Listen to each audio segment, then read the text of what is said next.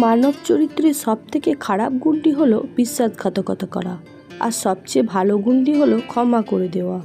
মানুষকে সম্মান দিতে শেখো, নিজেও সম্মান পাবে।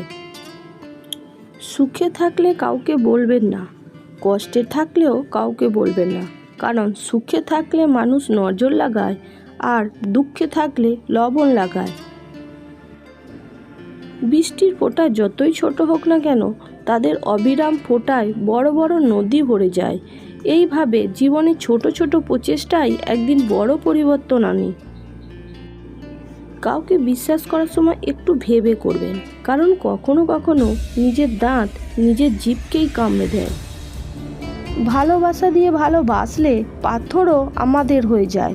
জানি না কেন এই মাটির মানুষগুলোর এত অহংকার। যারা কথায় কথায় খুঁত ধরে সেই মানুষগুলোকে এড়িয়ে চলা ভালো, কারণ তারা অতি সাধারণ বিষয়টাও কঠিন করে তোলে। স্বার্থপর মানুষগুলো কখনো অনুতাপ করে না, কৃতজ্ঞতা স্বীকারও করে না। সুবিধাবাদীরা কখনো কারো আপন হয় না। তেলযুক্ত খাবার আর তেলযুক্ত কথা দুটোই সুস্বাদু। প্রথমটা শরীর নষ্ট করে আর দ্বিতীয়টা সমাজকে নষ্ট করে।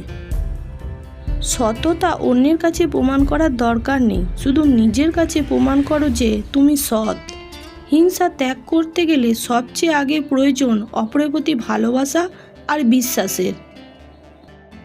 সবাই বলে একজন চলে গেলে জীবন থেমে থাকে না, কিন্তু সত্যিটা হলো জীবনে হাজার কেউ আসলেও ওই একজনের শূন্যতা থেকেই যায়।